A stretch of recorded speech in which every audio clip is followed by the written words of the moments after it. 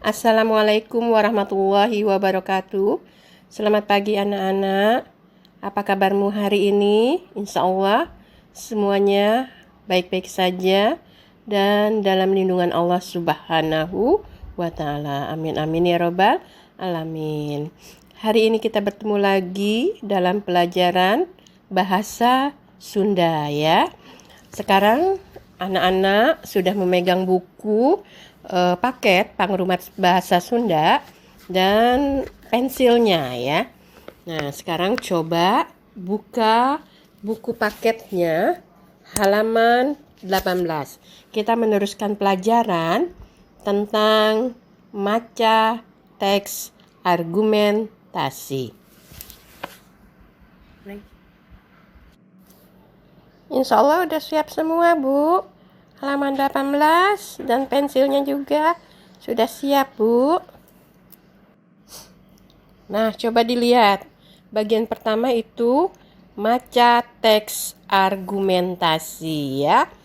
Nah, argumentasi di sini adalah omongan atau pembicaraan, tulisan yang isinya menyampaikan suatu hal yang disertai dengan alasan ya.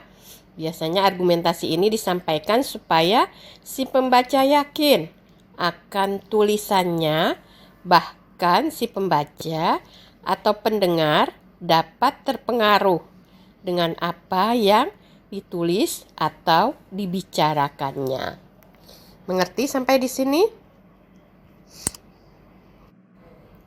Insya Allah mengerti, Bu. Apa argumentasi itu? Sekarang kita ambil contoh dari bacaan ya. Ada aneka budaya Nusantara. Lihat di paragraf 2. Di Indonesia, tumuh rupa-rupa seler bangsa, basa, jeung budaya anu berbeda-beda.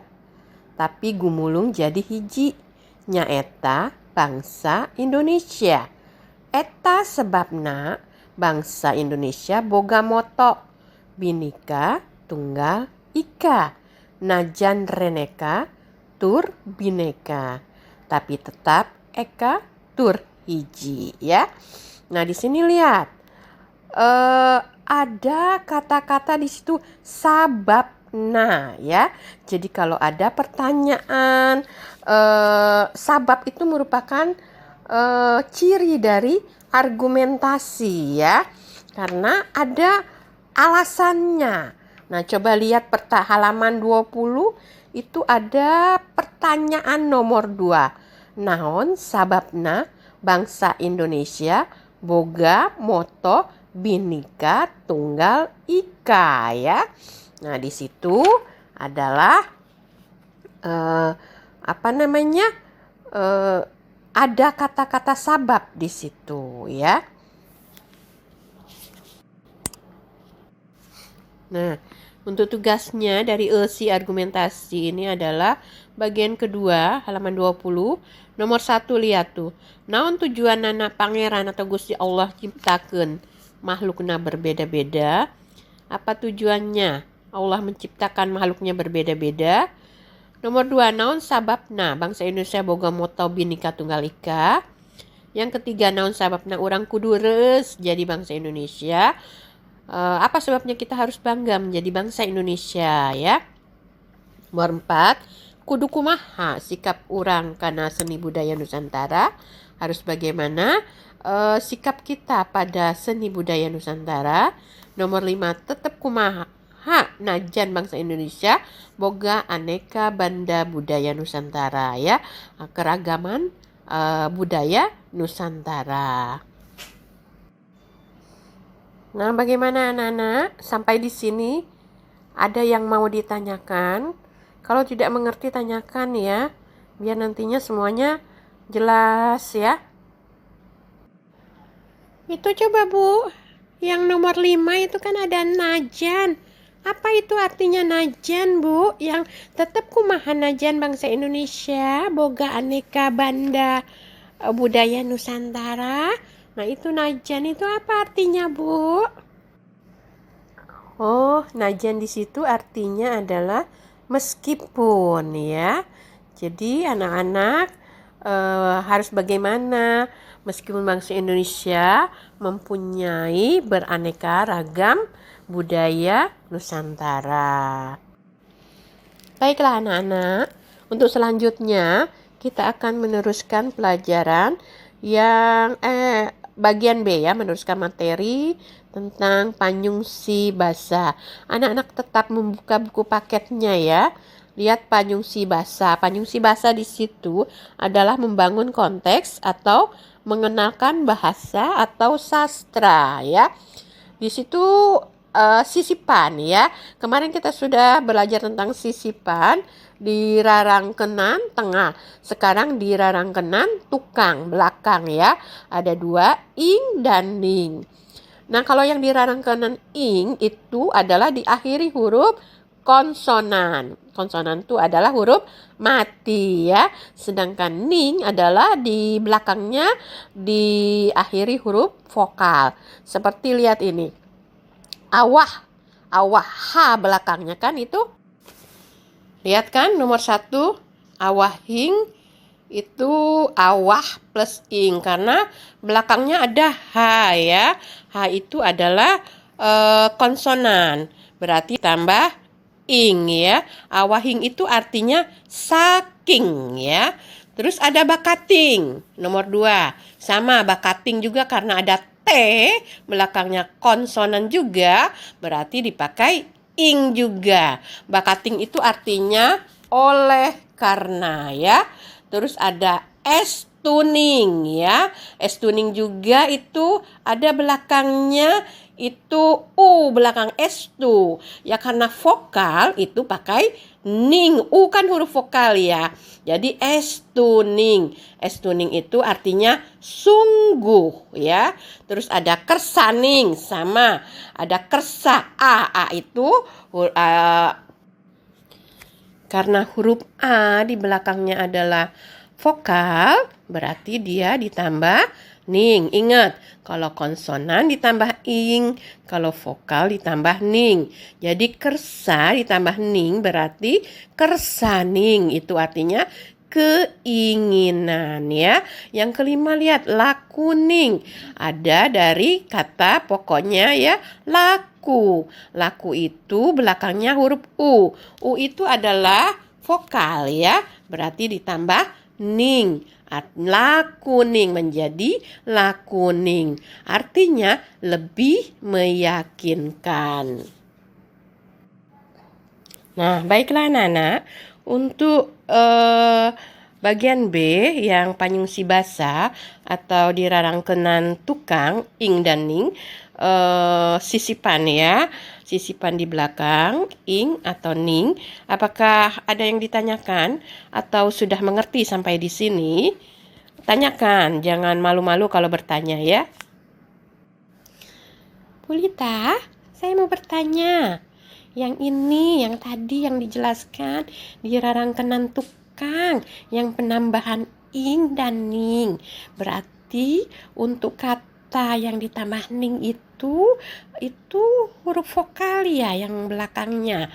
Huruf vokal seperti A, I, U, E, O. Tadi contohnya Bulita jelaskan yang seperti kersaning. Ada kersa di situ, ada huruf A, berarti ditambah ning. Nanti semua kata juga seperti itu ya Bulita, ditambah dengan ning. Dan sebaliknya ya Bulita, seperti bakat tadi kan konsonan ya Bulita. Berarti itu semuanya ditambah ing ya. Apakah betul seperti itu Bulita? Terima kasih Bulita. Ya, itu betul Salsabila. Berarti anak-anak sudah mengerti ya apa yang dijelaskan oleh Mrs. Lita tadi tentang di rarangkenan tukang, ing dan ning ya. Nah, ada contoh di situ. Mungguhing nagara Indonesia teh diwangun ku rupa-rupa bebedaan ya. Itu artinya sesungguhnya negara Indonesia itu dibangun dari rupa-rupa perbedaan. Ada yang ditanyakan sampai sini? Ada lagi yang ditanyakan? Ayo, yang tidak mengerti silakan tanya dengan Mrs. Lita. Nanti Mrs. Lita jelaskan lagi ya kalau yang belum mengerti. Oke anak-anak? Kita lanjutkan lagi kalau sudah mengerti. Baiklah anak-anak, untuk selanjutnya kita lanjutkan lagi ya ke bagian 2 di situ, halaman 21, kalimat aktif jeung kalimat pasif. Seperti biasa kita belajar 3 bahasan ya. Bahasan pertama itu kan tadi udah argumentasi.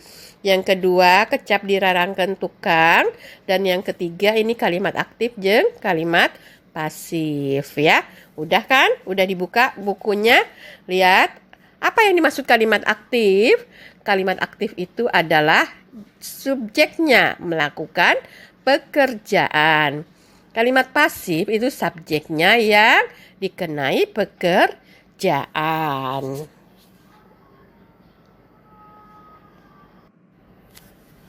Nah, subjek di sini dalam bahasa Sunda adalah jejer ya.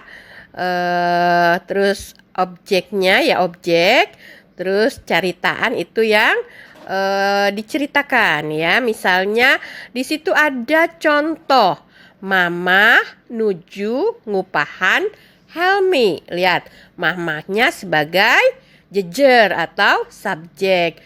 Nuju sedang ngupahan ya, sedang membujuk Helmi ya di situ. Helmi itu sebagai objeknya. Itu kalimat aktif ya. Jadi mamah yang ngelakukan atau mamah yang menjadi bagawean ya, pagawean atau yang subjeknya. Nah, diubah menjadi kalimat pasif ya di situ. Lihat.